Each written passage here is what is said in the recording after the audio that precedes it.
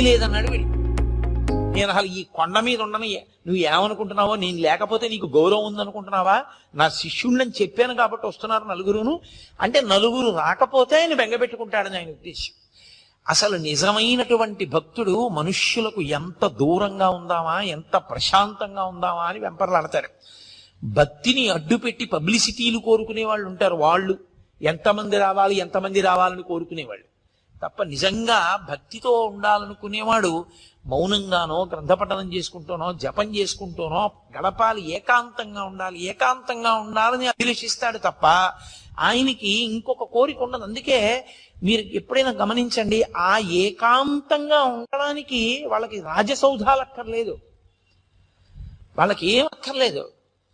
ఎవ్వరూ రాకుండా వడ్ల బస్తాలు పారేసే గది ఇచ్చి ఆ గదిలో కుర్చీ వేసి ఇక్కడ కూర్చొని చదువుకోవడం లైట్ వేసి తలుపేసి వెళ్ళిపోయారనుకోండి, వాళ్ళు అందులో హాయిగా కూర్చుంటారు. వాళ్ళకి కావలసింది ఏకాంతం తప్ప సౌకర్యములతోడి ఏకాంతం కాదు. అది ఆయన స్థితి, రమణులది. 10 మంది రాకపోతే బెంగ పెట్టుకుంటారా ఆయన అనుకుంటున్నాడు బాలానంద స్వామి. ఇది ఈయన స్థితి. ఎంత భేదం చూడండి.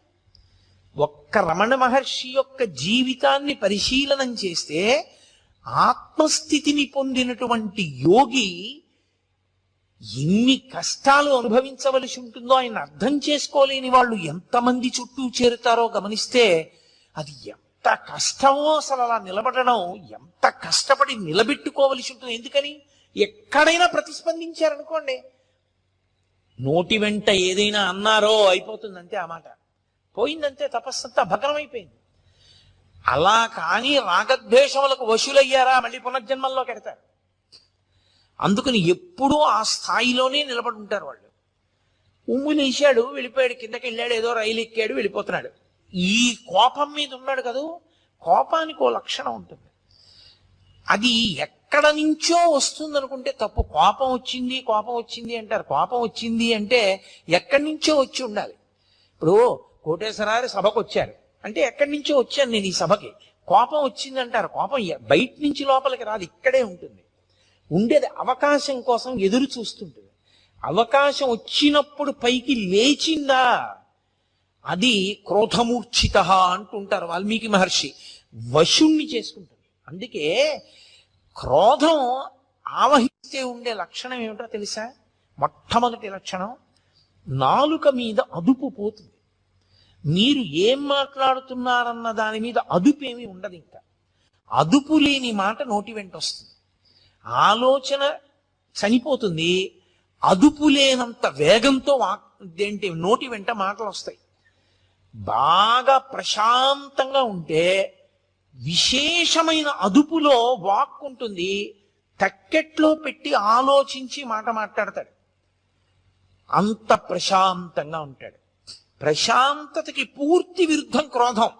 అది ఒకసారి వచ్చిందనుకోండి, ఎంత వేగంగా వచ్చిందో అంత వేగంగా వెనక్కి వెళ్ళదు.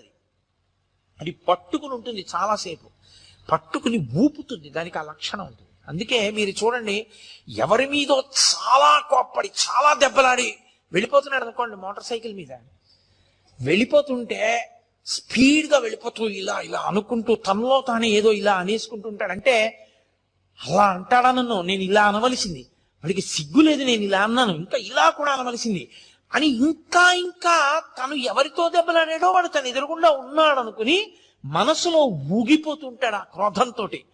అప్పుడే ప్రమాదాలు జరుగుతాయి. ఎందుకని అంటే బాహ్యము మీద ఏ విధమైన నియంత్రణ ఉండదు, జారిపోతుంది. అది సమస్త ఉపద్రవములకు కారణం. అందుకే తన కోపమే తన శత్రువు, తన శాంతమే తనకు రక్షదయ చుట్టంబౌ అని చిన్నతనంలో నేర్పుతారు. క్రోధ క్రోధకృత్కర్త విశ్వబాహుర్ మహీధర అని విష్ణు సహస్రం. కాబట్టి ఆయన రైలు ఎక్కాడు బాలానంద స్వామి. ఎవరో అక్కడ కొంతమంది పిల్లలు కూర్చున్నారు. ఆ కోపంతో అహంకారము క్రోధము రెండూ ఒకదాంతో ఒకటి కలిశాయనుకోండి, ఇక మీరు వాడిని పట్టుకోలేరు. ఇక వాడు ఎవరి మాట వినడం. నేనింత వాణ్ణి అని కోపం వచ్చింది అనుకోండి, ఆ తర్వాత మాట్లాడేటప్పుడు కూడా వీడంతా పనికి మాలినవాడు, వీడన్నా వినాలి కదా నా మాట అంటాడు. మీరు అందుకే చూడండి, కుటుంబ యజమానికి కోపం వచ్చి ఇంట్లో ఒకరిని దెబ్బలాడాడు అనుకోండి, ఏంటండి అది అలాగా ఊరికే మన కొడుకే కదా ఏదో తప్పు చేశాడు ఏడు అంతంత నోర్మయ్యి నువ్వు కూడా చెప్పొచ్చేదానివా అంటాడు. అంటే నేను యజమాని అహంకారం. తనకెవరూ చెప్పకూడదు, తను తిడుతుంటే పడుతూ ఉండాలంటే అందరూ తప్ప తనే ఖచ్చితంగా ఉన్నాడు, ఎవరికి లేదా బుద్ధి. అహంకారము క్రోధము పెనవేసుకుపోయాయో ఇంకా తనకి తాను ఎంత కీడు తెచ్చుకుంటాడంటే చాలా తొందరగా పతనమైపోవడానికి మార్గం ఏది అంటే ఈ రెండు పెనవేసుకోవడానికి అవకాశం ఇవ్వడమే జీవితంలో. ఈ రెండు పెనవేసుకోవడానికి అవకాశం కానీ ఇచ్చేసాడా పడిపోతాడు. మీరు చూడండి, అందుకే సాధారణంగా కొంతమంది పేర్లైనా కనీసం చెప్పినప్పుడు మహానుభావుడండి అండం అలవాటైందనుకోండి జీవితంలో, ఆయన మహానుభావుడండి అని ఇలా వెంటనే అనడం వచ్చిందనుకోండి, వాడు ఒబ్బిడవుతాడు జీవితంలో. అంటే ఆయన పేరు గుర్తొస్తే వీడికి అహంకారం వదిలేస్తూ ఉంటుంది. ఆయన ఎంత గొప్పవాడు అని మనసులో స్ఫురణకు వస్తుంది. వాడు పాడైపోతాడు అనుకున్నప్పుడు మీరు వెళ్ళి కనీసం ఆయన పేరు చెప్పచ్చు. ఏమిరా ఇన్ని చెప్తావు, పరమాచార్య ఇలాగే చెప్పారా, పరమాచార్య ఇలాగే ప్రవర్తించమన్నారా అన్నారు అనుకోండి, వాడు వెంటనే నాదస్వరం ఊస్తే పాము తగ్గిపోయినట్టు తగ్గిపోతాడు ఆ పేరు వినపడేటప్పటికి. అసలు అహంకారమే పెరిగిపోయింది అనుకోండి, పూర్తిగా దాన్ని పాలు పోసి పోషించేశారనుకోండి. మీరు అందుకే కొంతమంది వ్యక్తుల్ని చూడండి, ఎవరి పేరు చెప్పండి ఏకవచన ప్రయోగం వాడా అంటాడంతే. అంటే ఆయన ఉద్దేశ్యం ఏమిటంటే తనకన్నా గొప్పవాడు ఎవరూ లేడు, ఎవరి గురించి అయినా తానే చెప్పగలడు. అందరిలోనూ దోషములే చూస్తాడు, ఎవరి యందు ఏ గొప్ప గుణాన్ని చూడలేడు. అది ప్రమాదకరమైన లక్షణం. మీరు ఏ ఆశ్రమంలో ఉన్నారన్న దాంతో సంబంధం ఉండదు, మీరు ఎంత సంస్కరించుకున్నారన్న దాంతో మీ గౌరవం, మీరు ఉన్న చోట శాంతి నిలబడి ఉంటాయి. అది లేని నాడు అటువంటి వ్యక్తిని మీరు ఎక్కడికి తీసుకెళ్లి పెట్టండి, అశాంతే తప్ప శాంతి నిలబడదు.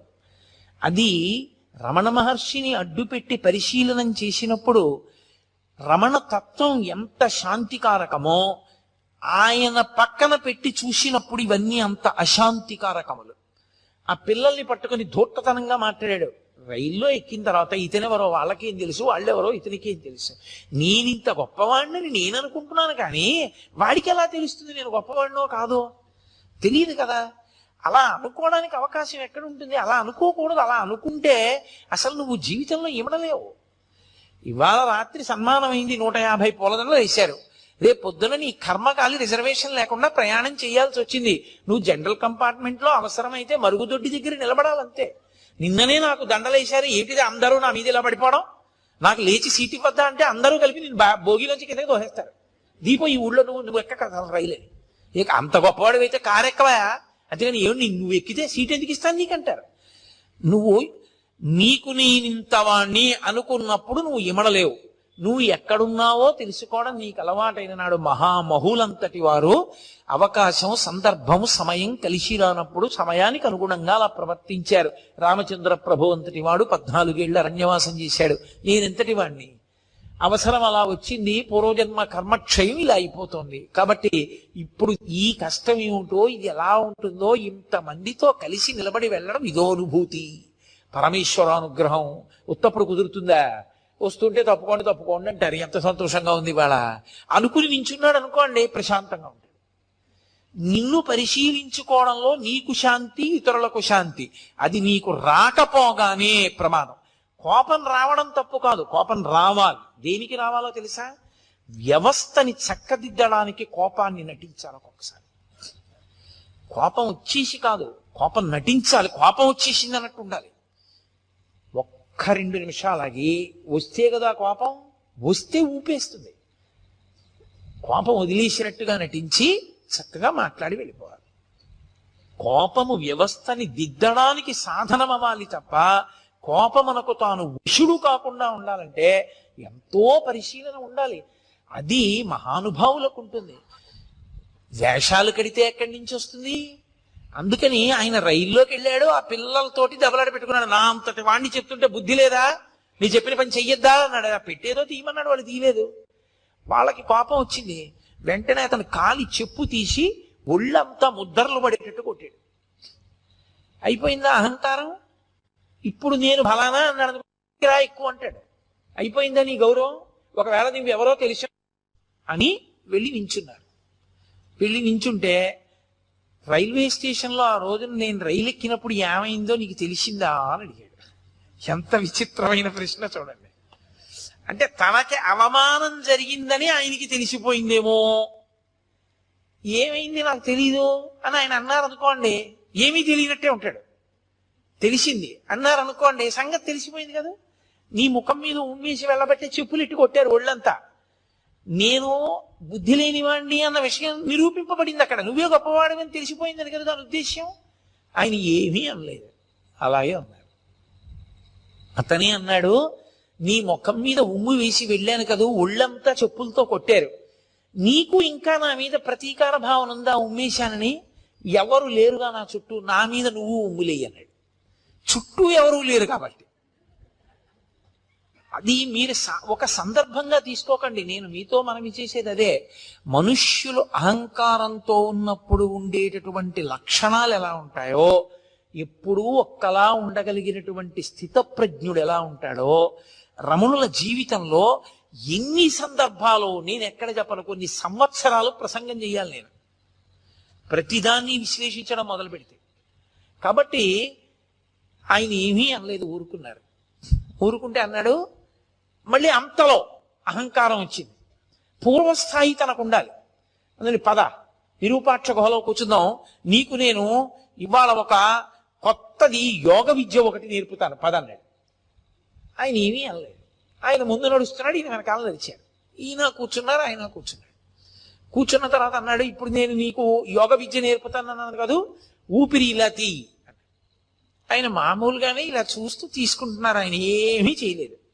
అదే చెప్పాను, అలా ఊపిరి బిగపట్టడం, ఊపిరి వదలడం చేయకూడదని. అంటే ఏమిటి? వినే వాళ్ళకి చూసే వాళ్ళకి మళ్ళీ తను వచ్చినా సరే భయపడిపోయి ఆయనే గొప్పవాడు, నా గురువు అని రమణులు తనకి వశపడ్డారని తెలుసుకోవాలని. మళ్ళీ ఏదో అల్లరి చేస్తున్నాడు, ఇది ప్రశాంతంగా ఉండనివ్వట్లేదని పళనిస్వామి వాళ్ళు 10 మంది వచ్చారు. వాళ్ళని చూసి అన్నాడు, బుద్ధుందా లేదా, పెద్దవాళ్ళం ఏదో మాట్లాడుకుంటున్నాం ఇక్కడ, మీరెందుకు బయటకు పోండి అన్నాడు. ఎంత అహంకారం అండి! అది ఎన్ని వింటే పోతుంది, అది పరిశీలనం చేత పోతుంది, కానీ తనని తాను ఉద్ధరించుకోవాలనే ప్రయత్నం చేత పోతుంది తప్ప ఇంత వాణ్ణి అనుకోవడం మొదలు పెడితే దానికి అంతే ఏమైనా ఉంటుందా? ఎవరినైనా అధిక్షేపించి మాట్లాడడమే. అయిపోయింది, వెళ్ళిపోయాడు. వెళ్ళిపోయి మర్నాడు పొద్దున్న ఓ చుట్ట ఒకటి తీసి నోట్లో పెట్టుకుని నిప్పట్రా, చుట్ట వెలిగించుకోవాలన్నాడు పళనిస్వామిని పిలిచి. ఆయన, స్వామి ఏమిటి, చుట్ట ఏమిటి, కాల్చుకోవడం ఏమిటి, అరుణాచలం కొండ మీద ఏమిటది, ఓ చండ్రకర్రకి నిప్పంటించి పట్టుకెళ్ళాడు ఆయన. ఇంత నిప్పట్టుకొచ్చేమిటి చుట్ట వెలిగించుకోవడానికి అన్నాడు. మీరు పెద్దవాళ్ళు కదా, పెద్దదే ఉండాలి ఏదైనా, అందుకని పెద్ద నిప్పట్టుకొచ్చానన్నాడు. ఇంకొకరిని పిలిచాడు, నేను మొహం కడుక్కోవాలి, కర్ర పుల్ల పట్టరా అన్నాడు. ఆయన చెట్టు కొమ్మ నరికి లాక్కొచ్చాడు. కొమ్మట్టుకొచ్చావు ఎందుకన్నాడు. పెద్దవాళ్ళు కదా మీరు, పెద్ద కొమ్మే ఉండాలి, నువ్వు పళ్ళు తోముకోవడానికని కొమ్మ తెచ్చానన్నారు. అంటే మీరు ఒకటి గమనించాలి, ఇది వినడానికి చాలా సంతోషంగా ఉంది. మీరు చూడండి, ఇప్పుడు నేను ఇది చెప్తున్నప్పుడు వెంటనే మీరు సంతోషంగా ఓ చిన్న నవ్వు నవ్వుతారు. ఎందుకని అంటే, మంచి భలేవాడు అడిగిన దానికి భలే చెప్పాడురా అని. అంటే మనకి మూడో వ్యక్తిగా స్పందించడం అలవాటు. ఆయన అలాంటి వాడిని ఓ నిర్ణయం, వాడికి భలే దెబ్బ కొట్టారా అని మనదో నిర్ణయం. కాబట్టి మనం ఓ చిన్న నవ్వు, ఏమీ లేకుండా ఉదాసీనంగా కూర్చున్నవాడు ఎవరైనా ఉన్నాడు అనుకోండి, వాడు శ్రోతలలో కొంత పరిణితికి వెళ్ళిపోయిన వాడిని గుర్తు. ఎందుకు వచ్చింది అది? రమణులు చూడు చక్కగా ఎందుకు వచ్చిన అల్లర్లు ఈ అహంకారంతో. ఈయన అండము బాగుంది, వాళ్ళ అండము బాగుంది, ఇద్దరూ పాడవుతున్న వాళ్లేగా. రమణుల చుట్టూ చేరి ఎవరు మాత్రం ఏం నేర్చుకుంటున్నారో ఆయన్ని చూసి అన్న భావన కలిగింది అనుకోండి, అప్పుడు ప్రతిస్పందన ఉండదు అన్న భావనతో ఊరుకుంటారు. అంటే పరిశీలనము జరిగిందని గుర్తు. అక్కడ ఒక్క సంఘటనలో అన్ని విషయాలు చూపిస్తారు. సరే కొంతకాలం అయింది, ఇక్కడ నన్ను ఎవరూ లక్ష్య పెట్టట్లేదన్నాడు, మళ్ళీ వెళ్ళిపోయాడు, మళ్ళీ వచ్చాడు, దిగంబరంగా వచ్చాడు. ఈసారి వచ్చి నేను దేహాభిమానం అంతా పోయింది నాకు, అందుకని నేను గోచి కూడా పెట్టుకోవట్లేదు అన్నాడు. అంటే ఆయన గోచి పెట్టుకున్నారు కాబట్టి అంతకన్నా గొప్పవాడిని. మళ్ళీ ఇదో విచిత్రం లోకంలో ఎలా ఉంటుందంటే, ఒక్కొక్కడు అసలు నేను ఏమీ పట్టించుకోనండి అని చాలా గొప్పగా చెప్పుకుంటుంటాడు. ఏమీ పట్టించుకోకపోతే నువ్వు అది ఎందుకు చెప్పుకోవడం? నేనేమీ పట్టించుకోనన్నది ఎందుకు పట్టుకుంది నేను? అది పట్టుకోకూడదు కదా, నువ్వు నిర్లిప్తంగా ఉండాలి. నేనండి ఏమీ పట్టించుకోవచ్చుమండి అని ఎంతో గొప్పగా చెప్తాడు దాన్ని తీసుకొచ్చి. లేకపోతే నాకు చాలా కోపం ఉండోయ్ అంటాడు. ఏడు అది అనా ఐశ్వర్యమా? సిగ్గుపడాలి నాకు చాలా కోపం ఉండోయ్ అని చెప్పడానికి. అది చెప్పుకోవడం కూడా ఏమిటి 10 మందిలోకి వచ్చి? అది రకరకాలుగా ఉంటుంది. నేను బట్ట కూడా కట్టుకోవట్లేదు, నాకు ఇప్పుడు దేహాభిమానం పూర్తిగా పోయింది అన్నాడు. పరమ అసభ్యంగా ప్రవర్తించాడు రమణ మహర్షి ఎదుట. ఏమైందో, పరమేశ్వర శాసనం ఏమైందో, అతను ఇక అరుణాచల పర్వతం మీదకి ఎక్కలేదు, వెళ్ళిపోయాడు ఆ పోక. పరమేశ్వరుడు ఇచ్చగించలేదని మనం అనుకోవాలి. ఇక వీడికి ఎంత సంఘం ఇచ్చినా వీడు మారడనుకుని ఉంటాడు ఈశ్వరుడు. ఈయన ముందు ఎందుకు ఇది, ఈ అల్లరంతా ఎందుకు అనుకుని ఉంటాడు. దానివల్ల రమణులలో ఏదో ఆ ఉద్వేగం వస్తుంది, రమణులకు ఏదో బాధ కలుగుతుందని కాదు. ఇక అతను రావడం మానేశాడు. ఇంకొకడు బయలుదేరాడు వచ్చి, నీకు నేను ఆ దత్తాత్రేయ మంత్రాన్ని ఉపదేశం చెయ్యాలనుకుంటున్నానన్నాడు. ఆయన ఏమీ అనలేదు, అలా చూస్తున్నారు. నిన్న రాత్రి నాకు దత్తాత్రేయుల వారు కనబడ్డారు, నీకెళ్ళి మంత్రం చెప్పమన్నారు, అందుకు వచ్చాను, ఉపదేశం చేస్తాను రా అన్నాడు. ఆయన అలా చూస్తున్నారు. ఏ కష్టంగా ఉంటుంది మంత్రం అనుకుంటున్నావా? చిన్నదే, పెద్ద కష్టమేం కాదు, చెప్తాను, ఆ మంత్రం జపం చేయి అన్నారు. ఆయన అన్నారు, ఇంకా వింటలేదు, రా రా రా అంటున్నాడని. ఆయన అన్నారు, మీకు కనపడి ఉపదేశం చెయ్యమన్న దత్తాత్రేయుల వారు నాకు కనపడి ఉపదేశం పుచ్చుకోమంటే పుచ్చుకుంటానన్నారు. అతనికి ఎక్కడలేని కోపం వచ్చేసి, అంటే నేను దత్తాత్రేయుల వారు చెప్పకుండా వచ్చాను అనుకుంటున్నావా? చేయించుకుంటావా చేయించుకోవా ఉపదేశం అన్నారు. ఆయన ఏమీ మాట్లాడలేదు. నీకేం కీర్తి ప్రతిష్టలు ఉండవు, నువ్వు ఏవి గౌరవం లేనివాడివి అయిపోతావు అని చెప్పి అతని దగ్గరికి ఎందుకు వెడతారు? అతనికి ఏం తెలియదు, అతనికి ఒక మంత్రోపాసన కూడా లేదని చెప్పి వచ్చిన వాళ్ళందరికీ ప్రచారం చేసేవాడు. సూర్యబింబానికి ఒక అరిచెయ్యి అడ్డు పెడితే దాని యొక్క తేజస్సుని ఆపగలమా? ఆయన అన్నిటినీ దాటిపోయిన మహానుభావుడు. మంత్రోపాసన ఎవరు తీసుకుంటారు? ఆయన స్థాయిని పొందడానికి మంత్రోపాసన ఒక సాధనం. ఆ స్థాయికి వెళ్ళిపోయిన వాడికి ఇక మంత్రోపాసన ఏమిటి? కడుపు నిండిన వాడికి అన్నం ఏమిటి? దాహం తీరిన వాడికి మంచినీళ్ళు ఏమిటి? నిద్ర లేచిన వాడికి మళ్ళీ నిద్ర ఏమిటి? అది అవగతం లేకుండా, దాని మీద అవగాహన లేకుండా మేము గొప్ప వాళ్ళం అనిపించుకోవాలని తాపత్రయంతో వచ్చి అక్కడికి చేరిన వాళ్ళు అన్నీ విడిచిపెట్టేశామన్న పేరుతో ఎంతమంది ఉన్నారో చూడండి. ఇంతమందిని తట్టుకున్నారు. ఒక 100 మంది తాగి వచ్చారు రోజు. వచ్చి మేము ఎక్కడో దక్షిణ దేశంలో ఉంటాం, అగస్త్య మహర్షి గుహలోకి వస్తుంటారు, అక్కడికి మిమ్మల్ని తీసుకురమ్మన్నారు, అందుకని చెప్పి నిన్ను తీసుకెళ్ళడానికి వచ్చాను, లే నిన్ను ఎత్తుకుపోతాం ఇక్కడి నుంచి అన్నారు. ఏమిటి ఆయన ఏమి ప్రతిస్పందన లేదు, అలా చూస్తున్నారు. పళనిస్వామి వాళ్ళు అందరూ చుట్టూ కూర్చుని ఉన్నారు. వాళ్ళందరూ ఒక్కసారి బుద్ధుందా లేదా అని తిరగబడేసరికి 100 కూడా పలాయనం చిత్తగించారు. ఎంత మందితో ఎన్ని ఇబ్బందులు! మన దృష్టికోణంలో అయితే ఇవన్నీ ఇబ్బందులు. భగవాన్ రమణుల దృష్టికోణం అయితే లోకం యొక్క పోకడ. ఆ స్థాయికి చేరకపోతే అలా ఉంటుంది. మీరు చూడండి, లోకంలో ఒక స్థితి ఉంటుంది. అమ్మ కడుపున పుట్టినటువంటి పిల్లే అమ్మ అన్నం తింటోంది అనుకోండి, అది కొత్తగా ఎవరో బంధువుల ఇంటికి వచ్చింది. అమ్మ దానికి కడుపు నిండా అన్నం పెట్టి కూర్చోబెట్టి టీవీ చూడవే అని ఏదో బొమ్మలు కనపడేటటువంటిది పెట్టి చూడమంది. అమ్మ అన్నం తింటోంది, 4 ముద్దలు తినలేదు. ఇది వచ్చేసి, అమ్మ నువ్వు వచ్చేయి, అమ్మ నువ్వు వచ్చేయి, అమ్మ నువ్వు తొందరగా తినేసి వచ్చేయి, తొందరగా తినేసి వచ్చేయి అని తల్లిని పీకు తినేసి తల్లి తొడక్కి కూర్చుంటుంది. దాని పోరు పడలేక అమ్మ గబగబా తినేసి వెళ్ళిపోతుంది. ఈ పిల్లే అమ్మని అన్నం తిననివ్వకుండా చేసింది. చాలా మంది పిల్లలు చూడండి, తల్లులకు బాగా తెలుస్తుంది. తల్లి అన్నం తింటున్నప్పుడే వాళ్ళకి మరుగుదొడ్డి అవసరం వస్తుంది. అమ్మ అందించుంటారు అంతే. ఆ తల్లి గవ్వ చేయి కడుక్కుని పాపం వెళ్ళి వాళ్ళ అవసరం తీర్చి మళ్ళీ వస్తుంది. ఏం చేయిస్తుంది? ఏదో మళ్ళీ కొంచెం తిని ఆ కడుపు నిండిపోయింది అనిపించుకుంటారు. కొడుతుందా పిల్లల్ని? అసహించుకుంటుందా? ఏంట్రా ఇంత యుక్తాయుక్త విచక్షణ లేకుండా ఈ పిల్లలు ఎప్పటికి పెద్దవాళ్ళు అవుతారా? ఏంట్రా అన్నం కూడా తిన్నవారు దిక్కుమాల సంతానం సంతానం సంతానం అని ఏడిచానంటుందా? పరిపక్వత వచ్చిందనుకోండి, వాడే అమ్మ దా అని చెయ్యి పట్టుకుని తీసుకెళ్ళి, మా అమ్మ చిన్నప్పుడు పప్పు అన్నం బాగా మెత్తగా నలిపి చారు పోసి నెయ్యేసి మా అమ్మ నోట్లో పెడితే ఎంత బాగుండేదో, ఇప్పుడు మా అమ్మ పెద్దదైపోయింది, అంత గట్టిగా నలుపుకుని కలుపుకోలేదు. అమ్మ నేను కలిపి పెడతానుండని వేడి అన్నంలో పప్పు వేసి నెయ్యి వేసి మెత్తగా కలిపి చారు పోసి, అమ్మ మెత్తగా ఉంది, నీకు ఇలా ఇష్టం కదా, అమ్మ నువ్వు తిను అని, అమ్మ చేతికి సరిగ్గా పట్టుకోదేమో, నీకు చెయ్యి వణుకుతుంది, ఇదిగో ఈ చెంచాతో తిను అని చెంచా కూడా వేసి, అమ్మ చెంచాతో ఇలా ఇలా అంటూ కింద పడేసుకుంటా, అమ్మ నేను పెడతానుండు అని చెంచాతో తీసి అమ్మ నోట్లో పెడతాడు. ఒకనాడు అమ్మ అన్నం తింటుంటే మరుగుదొడ్డికి అవసరం వస్తోందని అమ్మని తినకుండా చేసిన పిల్లాడే పరిపక్వత వస్తే కలుపుకోలేని అమ్మకి చారు బువ్వ కలిపి నోట్లో పెట్టాడు. ఇది తల్లికి తెలుసు, తల్లిది పరిణతి, తల్లిది ప్రేమ, ప్రేమ చేత క్షమిస్తుంది తప్ప. మనమందరం అంటాం నా కూతురి మీద నాకు ప్రేమ, అందుకని ఏమే సమయానికి అంటారు మీరు, దాన్ని అన్నం తిన్నవరా ఏమి అంటే, నా కూతురి మీద నాకు ప్రేమ.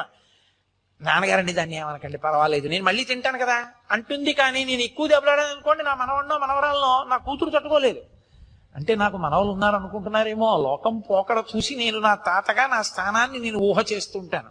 నేను తొందరపడకూడదు సుమా, ఇలా ఉంటుంది తల్లి స్థానం అని.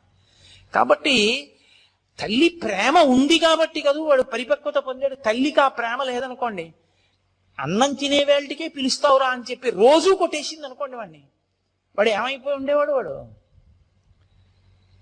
జ్ఞాని లక్షణం పరిపక్వత లేని పిల్లల వంక చూసినటువంటి కన్న తల్లిని చూసినట్టు చూస్తారు తప్ప కష్టాన్ని భరించిన వాళ్ళలా వాళ్ళు చూడరు.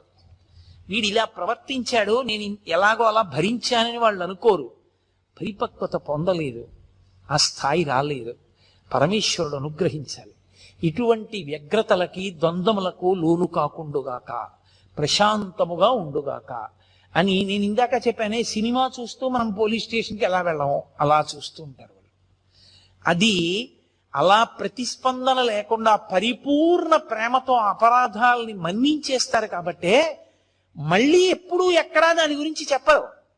ఏ తల్లి అయినా పెరిగిన ఏ పిల్లల గురించి అయినా, వీడి చిన్నప్పుడు ఇలా నన్ను ఇబ్బంది పెట్టేవాడిని కానీ, లేకపోతే చిన్నప్పుడు వీడికి జ్వరం వస్తే నేను అన్నం మానేశానని కానీ ఏ తల్లి అయినా చెప్తుందా? చెప్పదు. అదేంటి ఆ చేయడం నా కర్తవ్యం, నా అదృష్టం తల్లిగా అంటుంది తప్ప అది తన గొప్ప అనుకోదు. ఒక జ్ఞాని యొక్క స్థితి అంతే, అలాగే ఉంటుంది. ఈ మిడిమిడి పోకడంతా ఎక్కడుంటుందంటే ఈ మధ్యలో ఉన్న వాళ్ళ దగ్గరే ఉంటుంది. నేనేదో ఉద్ధరించేశాను, నేనేదో గొప్పవాడిని, వాడు నా చేత ఉద్ధరింపబడ్డాడు, వాడు నా మాట వినద్దా, వీడు నా మాట వినకుండా పోయాడు, వాడి మీదేదో కక్ష, వీడి మీదేదో ప్రేమ, ఇవన్నీ ఇంకా పరిపక్వత రానంతసేపే తప్ప అది వచ్చిన తరువాత లోకమంతటి పట్ల దయయే తప్ప ఇంకొక భావన ఉండదు. ఒకరితో సంగం ఉండదు, ఒకరితో ప్రీతి ఉండదు, ఒకరి పట్ల అప్రీతి ఉండదు. వీళ్ళు మా అమ్మ అందుకని ఏదో ప్రేమ, వీళ్ళు మా అమ్మ కాదు అందుకని వాళ్ళ మీద తక్కువ భావన, అలా ఏం ఉండవు. అన్నీ ఈశ్వరుడే. అందుకే స్వయంగా అలగమ్మ గారే వచ్చారు. ఒకసారి తిరుపతి వెళ్ళి అలగమ్మ గారు వచ్చారు. పాపం ఆవిడ ప్రారంధ కర్మ కష్టాలన్నీ అలగమ్మ గారికే వచ్చాయి. ఆ పెద్ద కొడుకు నాగస్వామి శరీరం వదిలిపెట్టేశాడు. ఆ చిన్నవాడు పాపం, ఆ పిల్లవాడు ఆ మూడో సంతానం, రెండో వాడు వెంకటరామన్ రమణ మహర్షి, మూడో పిల్లవాడు ఆ నాగసుందరం. ఆయన ఏదో ఒక దేవాలయంలో గుమాస్తాగా చేరి ఉన్న ఇల్లు కూడా అమ్మేసుకున్నారు. ఆ పిల్లవాడు కష్టపడి ఆ ఇంటినంతటినీ పోషిస్తుండేవాడు. ఏదో ఆవిడ తిరుపతి క్షేత్రానికి వచ్చి స్వామి దర్శనం చేసుకుని దగ్గర కదా అని అరుణాచలం వెళ్ళి ఈ పిల్లవాడిని చూసింది. చూసి ఎంతో ఏడిచింది. మొట్టమొదటిసారి వెళ్ళినప్పుడు ఎంత ఏడ్చిందో. 2 రోజులు కొడుకుని వచ్చి, మన చిత్రం ఏమిటో తెలుసా, పినతండ్రి కూడా గుర్తుపట్టలేదు. కానీ పెద్ద పెద్ద గోళ్లు పెరిగిపోయి ధూళిధూసరమైన శరీరంతో గోచి పెట్టుకుని ఒక బండ మీద వెల్లకిలా పడుకుని ఉన్నారు. అలగమ్మ గారు వెళ్ళేటప్పటికి రమణ మహర్షి చూడగానే గుర్తుపట్టింది అలగమ్మ గారు. ఎంత ఏడ్చిందో. అంత తల కొట్టుకుంటున్నా ఏడుస్తున్న స్వామి మాత్రం పరమ ఉదాసీనంగా అలాగే ఉన్నారు. ఏ ప్రకంపనలు లేవు ఆయనలో, ఏ భావస్పందనలు లేవు. చుట్టూ ఉన్న వాళ్ళు అయ్యో అమ్మంటోందంత ఏడుస్తోంది, కనీసం జవాబు చెప్పద్దా అన్నారు. ఆయన నోటుతో మాట్లాడితే కదూ, ఓ కాగితం ఇమ్మని దాని మీద వ్రాశారు. కర్త ఎవరి ప్రారబ్ధానుసారం వారిని ఆడిస్తూ ఉంటాడు. మనం కావాలనుకున్నవి జరగాలని లేదు, జరగాలనుకున్న వాటిని మనం ఆపలేం. కాబట్టి ఏది ఎలా జరుగుతుందో దానిని అంగీకరించడమే సర్వ విధములా శ్రేయస్కరము. అదే మొట్టమొదటి ఉపదేశం. ఆయన జీవితంలో వ్రాతపూర్వకంగా కాని నోటితో కాని చేసిన మొట్టమొదటి ఉపదేశం అదే. కాగితం మీద వ్రాసి అళగమ్మ గారికి ఇచ్చారు. ఇక ఈ పిల్లవాడు రాడు, ఈ పిల్లవాడి యొక్క స్థాయి వేరని ఆమె స్థాయిలో ఆవిడ ఏమనుకుంటారు ఒక తల్లిగా? ఏమిటో కొడుకుని ఇంత కష్టపడ్డాను, పెంచాను, పెద్ద చేశాను, ఇలా అయిపోయాడు అనుకుని పాపం ఆవిడ వెళ్ళిపోయారు. ఆ తరువాతి కాలంలో మళ్ళీ ఆవిడికి ఇంకా జీవితం మీద విరక్తి వచ్చింది. విరక్తి రావడానికి కారణం కూడా భగవంతుడు అందుకే ఒక్కొక్కళ్ళకు ఒక్కొక్కటి ముందే ఇచ్చేస్తాడులా ఉంది. ఆవిడికి దక్షిణామూర్తి స్తోత్రం, వేదాంత స్తోత్రాలంటే ఇష్టం ఉండడం, ఎప్పుడూ వాటిని మననం చేయడం, ఆవిడికి కొన్ని వేల వేదాంత సంబంధమైన పాటలు నోటికొచ్చుట అళగమ్మ గారికి. అవన్నీ పాడుకుంటూ గడిపేవారు. ఆవిడ ప్రారంధం ఏమిటంటే ఆఖరికి ఆ మూడో కొడుకు నాగసుందరంకి పెళ్లి చేశారు. ఆ పెళ్లి చేస్తే పెద్దవాడు అసలు సంతానం లేకుండానే ఆయన శరీరం వదిలేశాడు నవయవ్వనంలో ఉండగా. ఇక మూడోవాడు పెళ్లి చేశారు, ఓ కొడుకు పుట్టాడు, భార్య చనిపోయింది. చనిపోతే పాపం ఆ చిన్న పిల్లవాడిని ఈయనేం పెంచగలడు? తీసుకెళ్ళి మళ్ళీ పినతండ్రి గారి భార్య జానకి అమ్మాள் నెల్లియప్ప అయ్యర్ గారి భార్య జానకి అమ్మాళ్ళ గారికి ఇచ్చారు. ఆవిడ అప్పటికి వృద్ధురాలు అయిపోయింది. ఆవిడ ఏం పెంచగలదు పిల్లని? మళ్ళీ ఆ పిల్లాన్ని తీసుకెళ్ళి ఆ పిల్లవాడి మేనత్త అలవేలుమంగ ఆఖరి పిల్ల, ఆ పిల్లకి ఇచ్చారు. ఆ పిల్ల ఏదో సాకుతోంది. ఎక్కడ చూసినా అప్పులు, తగిన ఉద్యోగమా లేదు, భార్య చచ్చిపోయింది, కొడుకునా ఎవరో పెంచుతున్నారు. అసలు ఎందుకు ఇంకా బతకాలనిపించింది ఆయనకి. ఈలోగా అళగమ్మ గారు మెల్లిగా కొడుకు దగ్గరికి వెళ్ళిపోయారు. ఇది ఒక విచిత్రమైన సంఘటన. భగవాన్ రమణుల జీవిత చరిత్ర మొత్తం మీద చాలా కాలం నాకు అనుమానం ఉండిపోయిన సందర్భం ఇదొక్కటే.